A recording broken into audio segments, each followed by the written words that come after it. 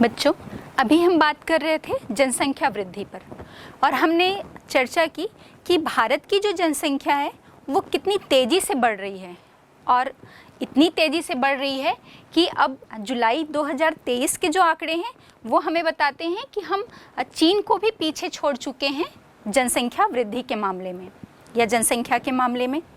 तो आप कल्पना कीजिए कि हम अपने जनसंख्या की रफ्तार को कितनी तेज़ी से बढ़ा रहे हैं।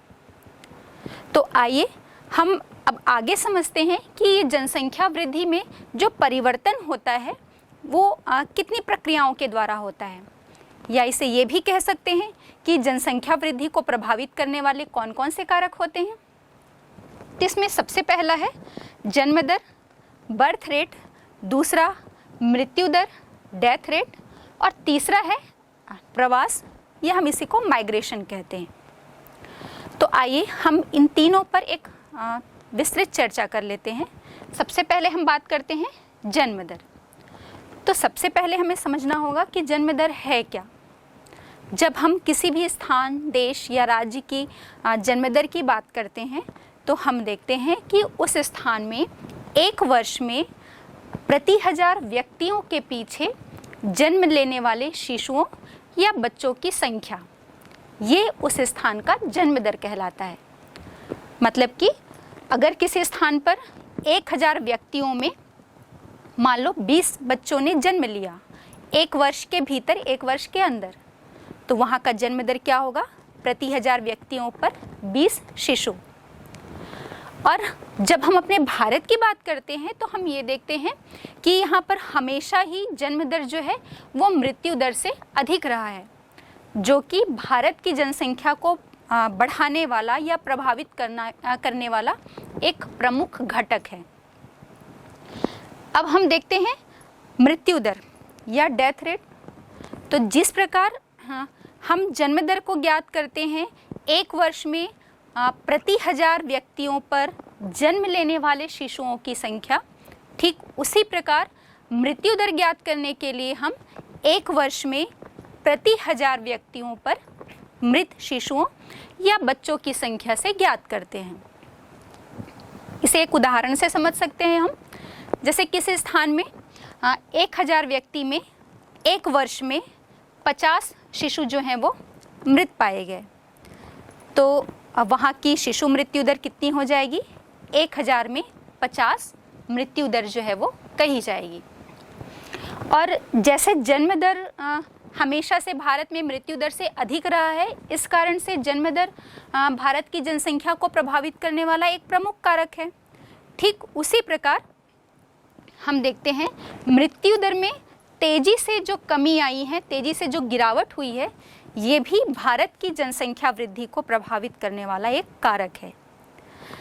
आज़ादी से पहले या प्रारंभिक समय में हम बात करें तो एक रूढ़िवादिता, महिलाओं की कम उम्र में शादी होना और इसके साथ ही साथ चिकित्सा सुविधाओं का बहुत अधिक विस्तार नहीं होना, बहुत सारी बीमारियों का इलाज हमारे पास ना हो पाना जो था, वो मृत्यु दर में अधिकता का एक प्रमुख कारण था।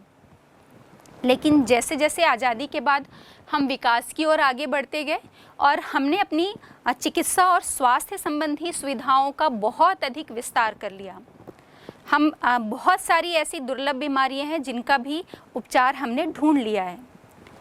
तो ठीक उसी प्रकार अब हम ये देखते हैं महिलाओं की भी शादी की उम्र को बढ़ा दिया गया है, बाल विवाह में रोक लगी है और पोषण पर भी ध्यान दिया गया है। महिलाओं के साथ साथ शिशुओं के पोषण पर भी ध्यान दिया जाता है।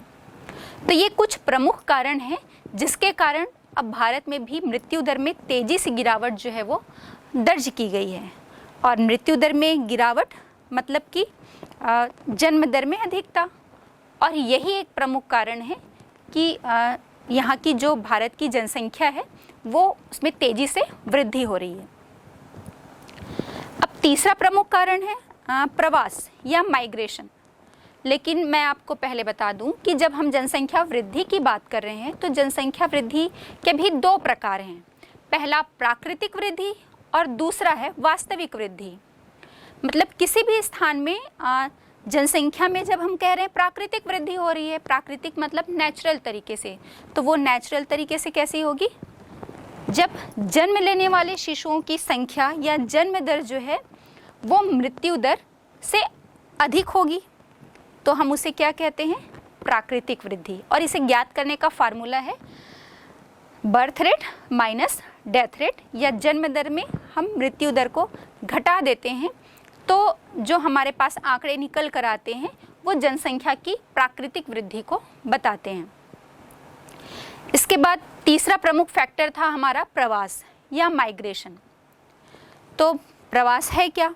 सबसे पहले तो ये बात, प्रवास जो है वो किसी भी स्थान में व्यक्तियों का एक स्थान से दूसरे स्थान की ओर जाना प्रवास या माइग्रेशन कहलाता है।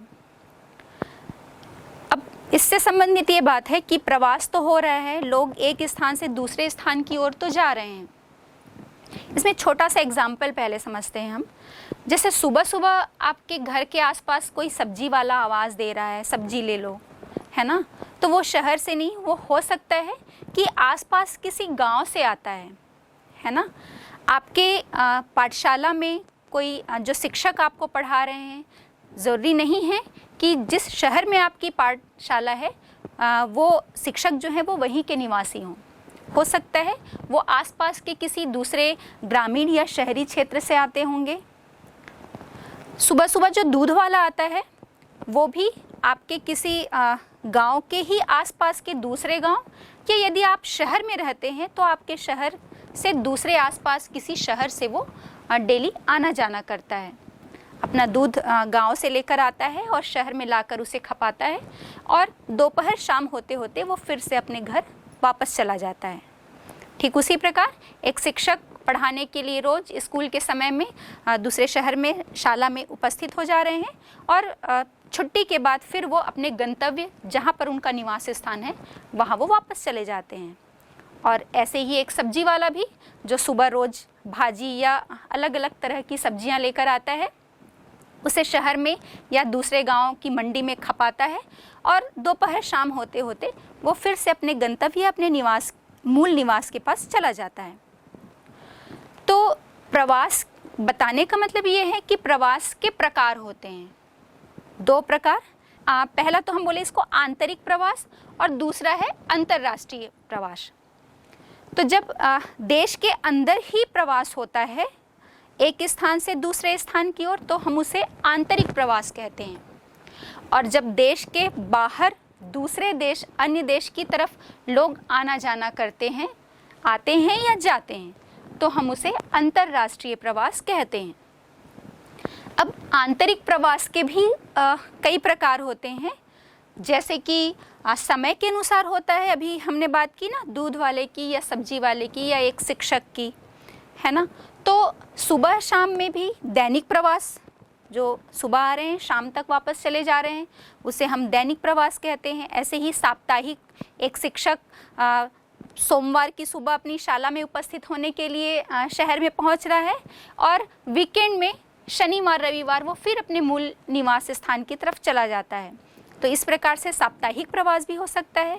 और जब मासिक प्रवास कहेंगे, एक महीने में लोग अपने कार्यस्थल या जहाँ पर हो सकता है वो कहीं दूसरे शहर की तरफ पढ़ाई के लिए गए हों, तो वहाँ से यदि वो एक महीने में अपने मूल निवास की तरफ जाते हैं तो हम इसे मासिक प्रवास।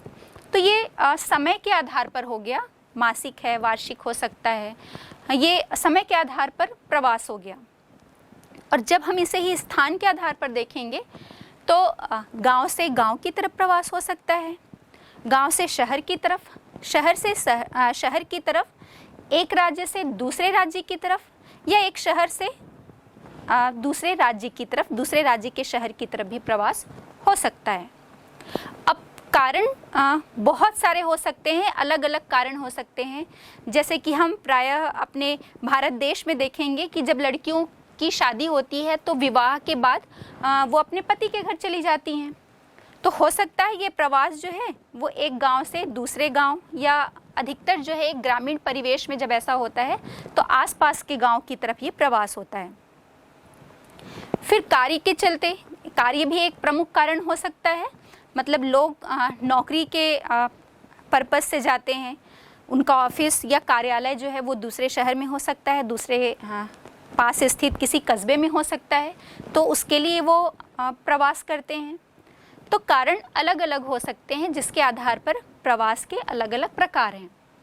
और ठीक इसी प्रकार हम देखेंगे जैसे कि भारत में जो अधिकतर चलन में है, जैसे आपके छत्तीसगढ़ से 6 महीने यहाँ पर धान की बुआई की जाती है, धान की एक फसल ली जाती है, खरीफ फसल।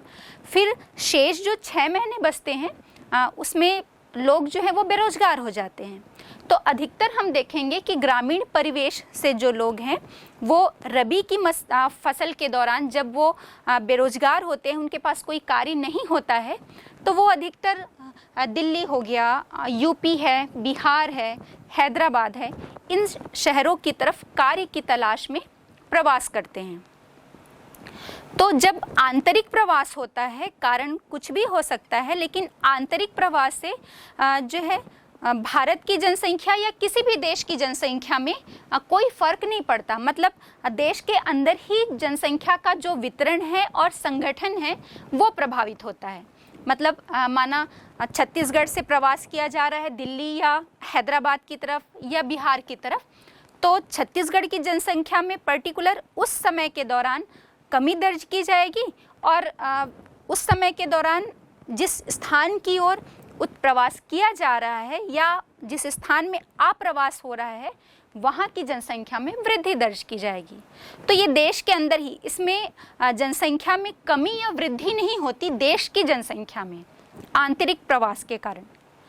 लेकिन जब अंतर्राष्ट्रीय प्रवास होता है, अंतर्राष्ट्रीय प्रवास मतलब किसी दूसरे देश से हमारे देश की तरफ जब लोग प्रवास करते हैं, आते हैं, या फिर हमारे देश से दूसरे देश की तरफ जाते हैं, तो इस प्रवास के कारण हम देखेंगे कि जनसंख्या में परिवर्तन होता है। उस जनसंख्या वृद्धि में वृद्धि भी हो सकती है और जनसंख्या में कमी की प्रवृत्ति भी देखने को मिलती है।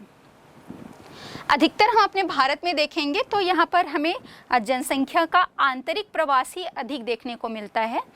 लेकिन अंतर्राष्ट्रीय प्रवास को यदि हम एग्जाम्पल से समझें, जैसे बांग्लादेश से बहुत सारे जो आप्रवासी हैं ये भारत के क्षेत्र में आ गए या भारत में आकर निवास करने लगे, या नेपाल या भूटान से बहुत सारे जो निवासी हैं या वहाँ के जो लोग हैं वो हमारे भारत में आ गए, तो क्या होगा? उस देश की जनसंख्या में तो कमी आएगी, लेकिन हमारे देश की जनसंख्या में वृद्धि हो जाएगी। इसी में जब आने और जाने की बात हो रही है तो मैं आपको एक छोटा टर्म्स और बताती हूँ। एक होता है उत्प्रवास, एमिग्रेंट्स, और दूसरा होता है आप्रवास या इमिग्रेंट्स।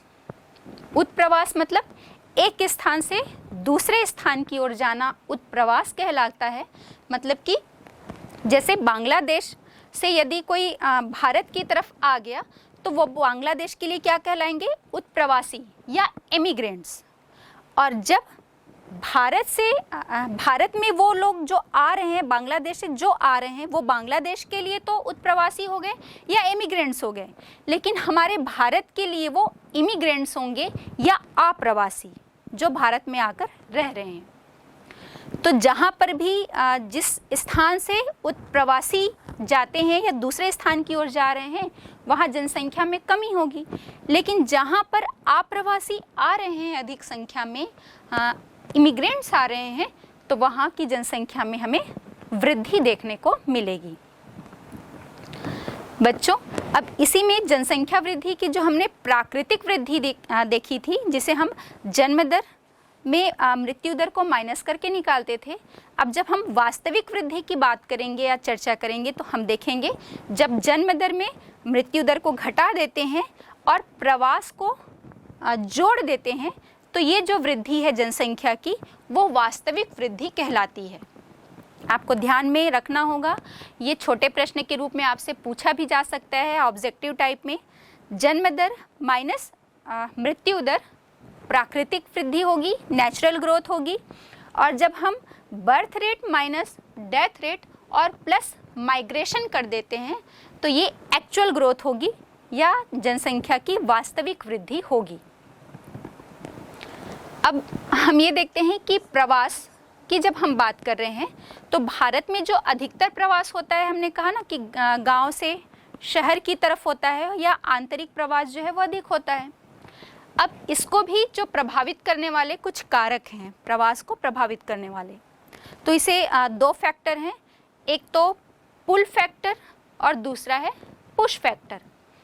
पुल फैक्टर मतलब ऐसे फैक्टर्स जो अपनी तरफ लोगों को आकर्षित करते हैं, खींचते हैं, इसे हम पुल फैक्टर कहते हैं। लेकिन दूसरा जो दूसरे स्थान की तरफ जाने के लिए जो कारक जिम्मेदार होते हैं उसे हम पुश फैक्टर कहते हैं। मतलब दूसरे स्थान की तरफ जाने को धक्का दे रहे हैं, दबाव डाल रहे हैं, वो पुश फैक्टर कहलाएंगे। तो ज़रा आप सोचिए कि कौन कौन से कारक हो सकते हैं जो पुल फैक्टर होंगे या पुश फैक्टर होंगे। कोई भी स्थान का जो निवासी है उसे अपने निवास स्थान से, उसे अपने जन्म स्थान से बहुत लगाव होता है। ऐसे ही तो वो अपने जन्म स्थान को छोड़कर किसी दूसरे स्थान पर नहीं जाना चाहेगा। इसके पीछे कुछ कारक होंगे। तो कुछ फैक्टर्स पर हम यहाँ पर चर्चा कर लेते हैं, जैसे कि रोजगार है। जब हम पुल फैक्टर की बात कर रहे हैं, रोजगार है। हमें मालूम है कि हमारे गांव में या शहर में रोजगार हमें उतना उपलब्ध नहीं हो पा रहा है। साल भर हम काम की तलाश करते रहते हैं और हमें रोजगार नहीं मिल पाता, काम की कमी है। तो हम दूसरे शहर की तरफ जा रहे हैं और वहाँ पर जाके हम कोई मिस्त्री का काम हो गया, बढ़ई का काम हो गया, कोई कुक का काम हो गया, या अगर हमारी योग्यता अधिक है तो हम किसी ऑफिस में कंप्यूटर का कोई काम हो गया या कोई भी अदर वर्क हमें मिल जाता है, ये हमें मालूम है। तो हम क्या कर रहे हैं, अपने स्थान, मूल निवास स्थान को छोड़कर हम दूसरे उस शहर की तरफ, गांव की तरफ या महानगर की तरफ प्रवास करते हैं।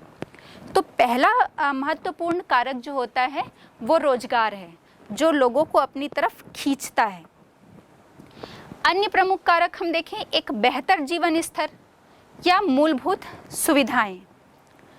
अगर हमें मालूम है कि हमारे गांव की जो सड़क है वो अच्छी नहीं है, हमें अपने बच्चों को अच्छी शिक्षा दिलानी है, अच्छा एजुकेशन दिलाना है, अच्छे स्वास्थ्य सुविधाएं हमें उन्हें दिलानी है, और वो हमारे गांव में या अपने छोटे से शहर या कस्बे में वो चीज़ उपलब्ध नहीं है, तो हम क्या करेंगे, एक मुख्य शहर या शहर की तरफ या महानगर की तरफ हम प्रवास करते हैं।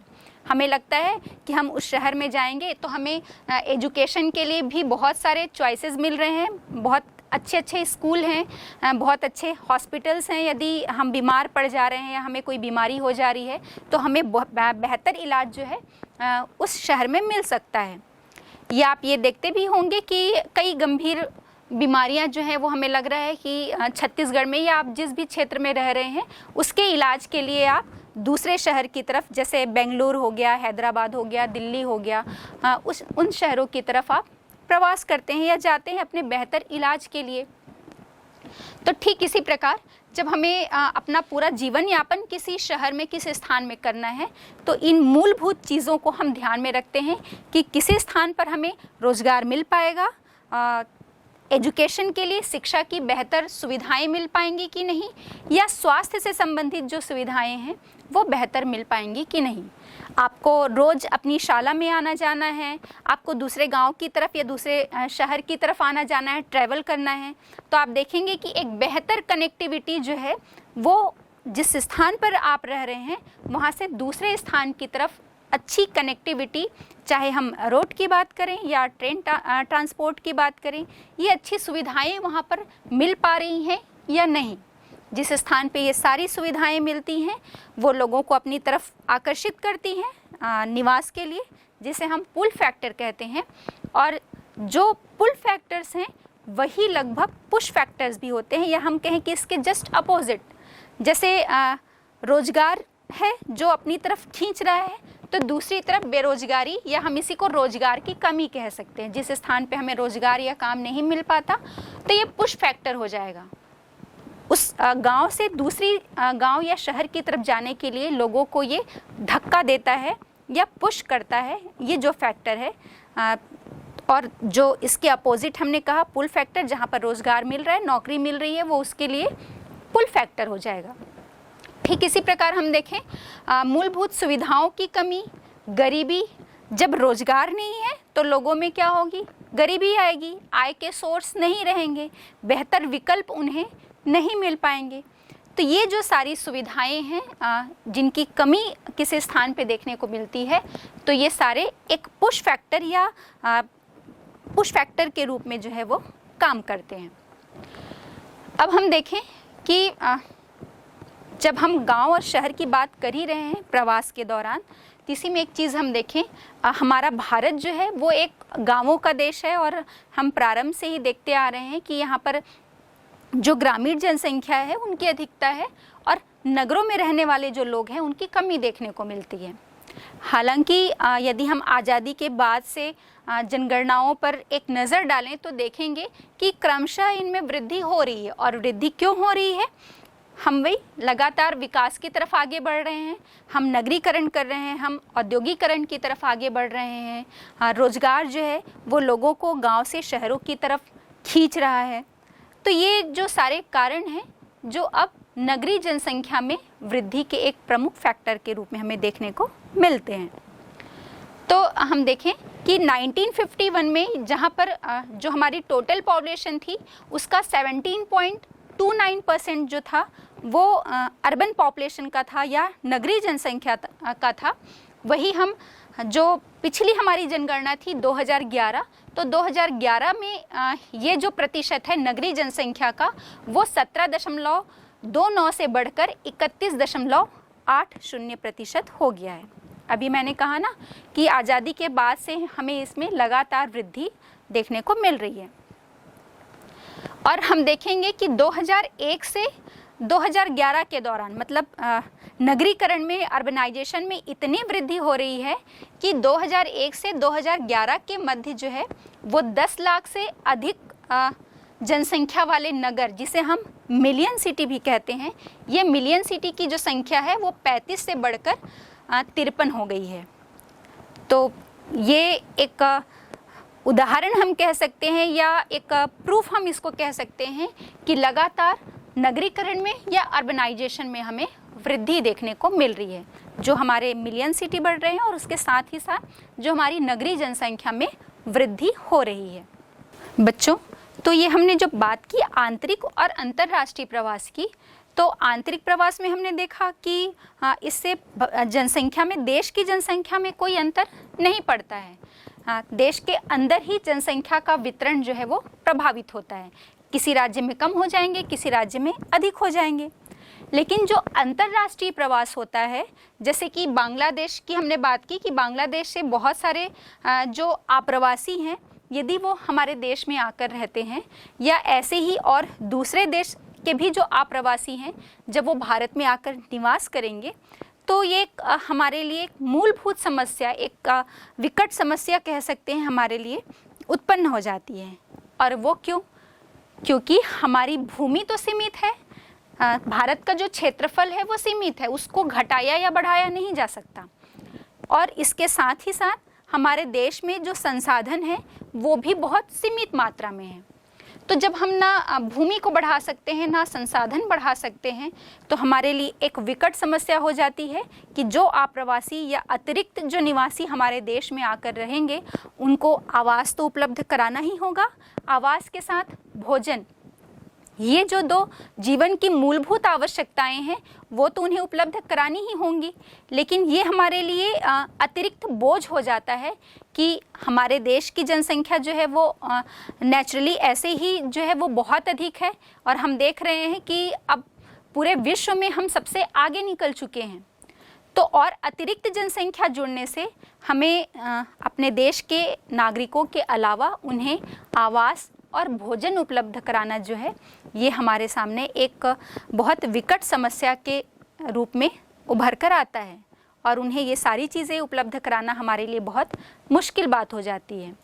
तो हमने देखा कि प्रवास और उसमें भी अंतर्राष्ट्रीय प्रवास जो है वो हमारे लिए एक समस्या है।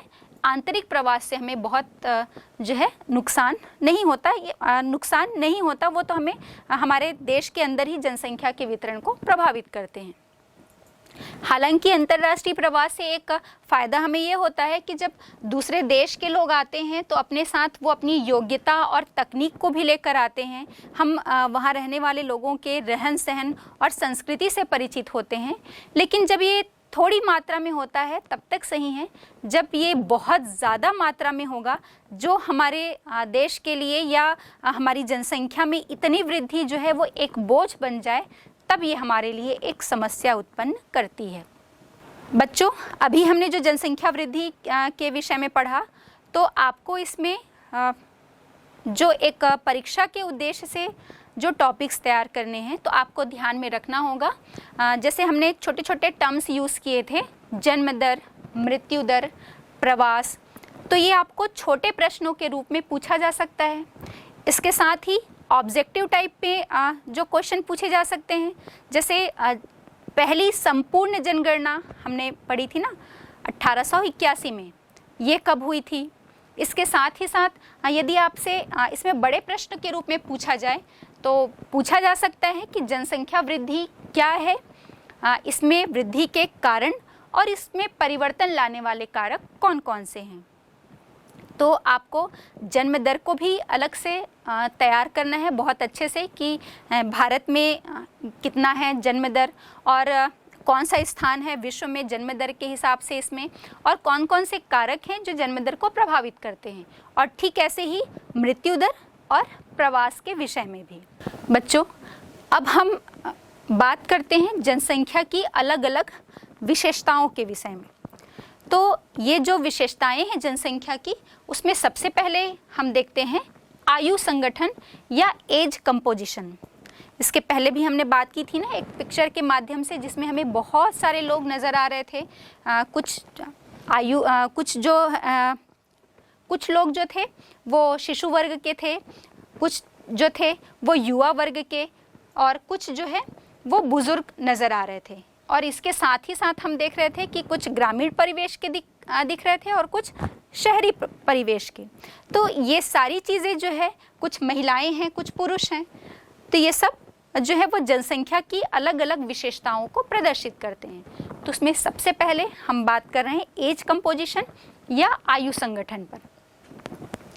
आयु संगठन जो है वो किसी भी देश की जनसंख्या में अलग अलग उम्र के लोगों की संख्या को प्रदर्शित करती है या बताती है। और उम्र के अनुसार या आयु के अनुसार किसी भी देश की जनसंख्या का अध्ययन हमारे लिए क्यों महत्वपूर्ण हो जाता है, क्योंकि हमें मालूम है यदि हम या हमारे देश की ही जनगणना में जनसंख्या को 3 प्रमुख आयु वर्ग में जो है वो विभाजित किया गया है। पहला बालक वर्ग, दूसरा है युवा वर्ग और तीसरा है वृद्ध वर्ग। जो बालक वर्ग है उसमें 0 से 15 वर्ष तक के जो व्यक्ति हैं या बच्चे हैं उन्हें शामिल किया जाता है। जब हम युवा वर्ग की बात कर रहे हैं तो 15 से 60 आयु वर्ष के बीच के लोग आते हैं, या हम उसे 15 से 59 जो एज ग्रुप के लोग हैं वो इसके अंतर्गत आएंगे। और जब हम वृद्ध आयु वर्ग के लोगों की बात करते हैं तो इसमें 60 और 60 से अधिक उम्र के लोग शामिल होते हैं। तो जब हम एज कंपोजिशन का अध्ययन कर रहे हैं तो हमें ये पता चलता है कि किस आयु वर्ग की जनसंख्या जो है वो हमारे देश में अधिक है। जैसे कि अगर किसी देश में वृद्ध वर्ग है या बाल वर्ग के लोग अधिक हैं, तो ये क्या चीज़ को दर्शा रहे हैं। वृद्ध भी जो होते हैं वो किसी परिवार के जो युवा सदस्य हैं, या देश की यदि हम बात कर रहे हैं तो देश का जो युवा वर्ग है उसके ऊपर डिपेंड होते हैं, है ना। आश्रित जनसंख्या के रूप में हम लेते हैं, चाहे वो बालक वर्ग हो या वृद्ध वर्ग हो। और आश्रित किस पर है, वो युवा वर्ग पर। और किसी भी देश की जनसंख्या में ये जो युवा वर्ग है 15 से 59 आयु वर्ग के लोग, ये सर्वाधिक कार्यशील वर्ग होता है, जो कि उस देश की आर्थिक गतिविधियों में या कामकाजी जो जनसंख्या होती है उसमें शामिल होते हैं। और यही वर्ग जो है वो बाल वर्ग का या वृद्ध वर्ग का जो है वो पोषण भी करते हैं। तो बहुत महत्वपूर्ण हो जाता है हमें ये पता करना कि हमारे देश में किस आयु वर्ग के लोग अधिक हैं। युवा वर्ग जितनी अधिक मात्रा में है या संख्या उनकी अधिक है तो वो देश उतना ही विकास की ओर अग्रसर होगा। तकनीक के रूप में भी उसका विकास बहुत अधिक होगा, क्योंकि यही जो वर्ग है वो नई नई तकनीकियों को, एक तो अगर उस देश की जनसंख्या शिक्षित है और उच्च तकनीकी से युक्त है तो नेचुरली है कि उस देश के विकास को कोई भी रोक नहीं सकता। तो हम देखते हैं कि बाल आयु वर्ग, जिसमें हमने देखा 0 से 15 आयु वर्ग के लोग होते हैं। ये आयु वर्ग के जो लोग हैं ये ठीक है, वर्तमान में तो युवा वर्ग पर जो है डिपेंड हैं, आश्रित हैं, उनका पोषण करना पड़ रहा है, लेकिन भविष्य के ये क्या होते हैं, उत्पादक होते हैं। मतलब आज 0 से 15 वर्ष तक तो नहीं है, लेकिन हम ये देखेंगे कि अगर इनकी भी संख्या जो है वो देश में अधिक है तो भविष्य में 15 साल के बाद जो है हम देखेंगे कि बहुत सारी उत्पादक जनसंख्या जो है वो उस देश में उपलब्ध हो पाएगी। तो बहुत हद तक ये देश की जनसंख्या को प्रभावित करते हैं। हाँ, लेकिन वर्तमान समय जो होता है उसमें इनकी शिक्षा है या स्वास्थ्य है या इनकी आर्थिक उन्नति, ये सभी की जो व्यवस्था है वो दूसरे वर्ग के लोगों को करना पड़ता है। फिर युवा वर्ग की ही भागीदारी जो है वो इसमें बहुत अहम होती है। फिर हम देखें 15 से 59 आयु वर्ग, जिसे हमने कहा युवा वर्ग, ये अधिकतम उत्पादक क्षमता वाले लोग होते हैं या ये जनसंख्या अधिकतम उत्पादन क्षमता वाली होती है, जो कि चाहे वो खेत हों या कारखाने हों या कार्यालय हों, ये सभी में कार्यशील जनसंख्या जो है वो इसी आयु वर्ग की होती है। ये सर्वाधिक क्रियाशील तो होती ही है, या हम कहें कि रोजगार की तलाश में, काम की तलाश में भी यही वर्ग जो है वो सर्वाधिक प्रवास करता है या सर्वाधिक गतिशील वर्ग जो है वो हम कह सकते हैं। और इसके अतिरिक्त ये जो दो वर्ग हैं 0 से 15 और 15 से 60 या बालक वर्ग और वृद्ध वर्ग, ये दोनों वर्ग भी इसी युवा वर्ग पर ही आश्रित होते हैं। तीसरा वर्ग जो वृद्ध वर्ग होता है, इसमें हमने देखा कि 60 वर्ष से अधिक के जो लोग हैं या व्यक्ति इसके अंतर्गत आते हैं। तो ये प्रत्यक्षतः तो उत्पादन क्रिया में या उत्पादक नहीं कह सकते हम, नेचुरली है कि ये युवा वर्ग पर आश्रित होते हैं। लेकिन हाँ भाई, यदि आपको कहा जाए कि आपकी उम्र 60 वर्ष या इससे अधिक हो गई है तो आपको यदि शासकीय तौर पर किसी नौकरी की वैकेंसी आती है तो आप उसमें अप्लाई नहीं कर सकते। लेकिन हाँ, जो व्यक्ति उम्र भर कार्यरत है तो हो सकता है कि वो अपने शौक के तौर पर या अपने आप को क्रियाशील रखने के लिए वो अपनी एक छोटी सी दुकान खोल ले या अन्य किसी तरीके से अपने परिवार के ही किसी व्यवसाय में वो हाथ बटा दे, वो एक अलग बात होती है। लेकिन जनरली हम देखेंगे कि इसे एक क्रियाशील वर्ग में या उत्पादक वर्ग के अंतर्गत हम इन्हें शामिल नहीं कर सकते, क्योंकि ये प्रत्यक्ष तौर पर कोई भी उत्पादक कार्य नहीं कर पाएंगे।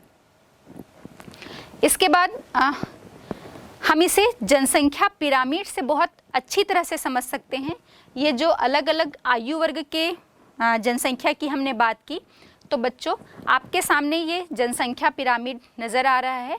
ये तो किसी भी देश की जनसंख्या के संगठन को वहाँ पर हम जनसंख्या पिरामिड के माध्यम से बहुत अच्छी तरह से अध्ययन कर सकते हैं।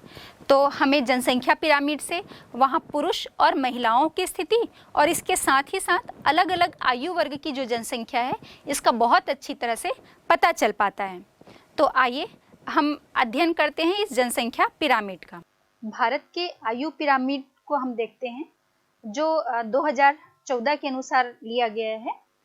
इसमें देखें हर 4 वर्ष के अंतराल पर, मतलब 4 वर्ष की आयु के अंतराल पर महिला और पुरुषों की संख्या दी गई है।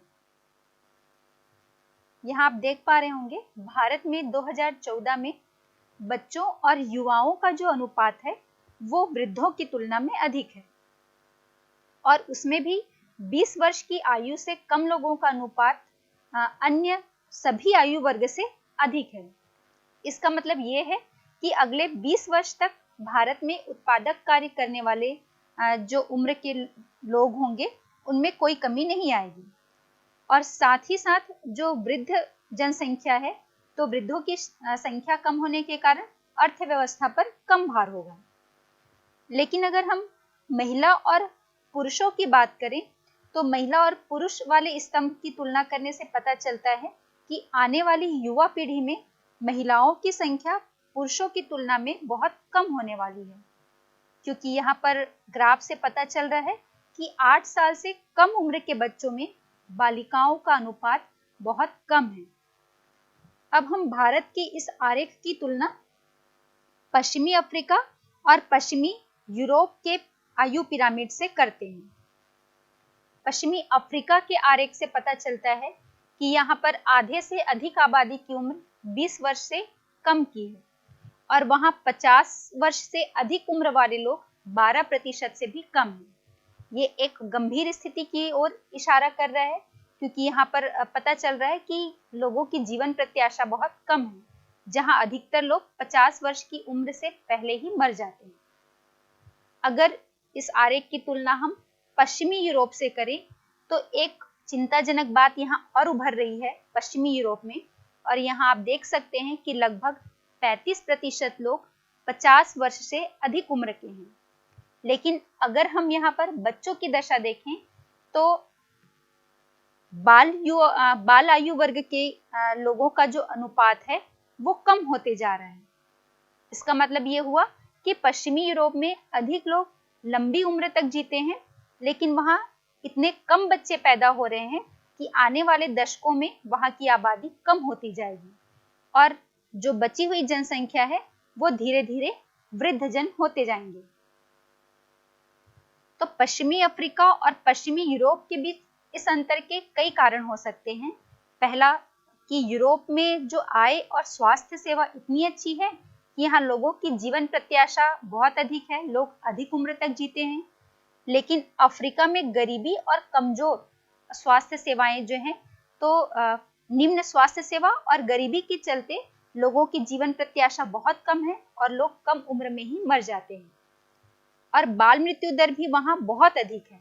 और दूसरी ओर पश्चिमी यूरोप में आर्थिक समृद्धि के चलते, आर्थिक विकास के चलते लोग बहुत कम बच्चे पैदा कर रहे हैं और जिससे जुड़ी हुई समस्या ये हो गई कि अब भविष्य में यहाँ पर युवा वर्ग बहुत कम बच जाएगा। और इसी समस्या को देखते हुए कई यूरोपीय देश जो हैं वो बच्चे पालने के लिए विशेष प्रोत्साहन और राजकीय मदद जो है वो दे रहे हैं।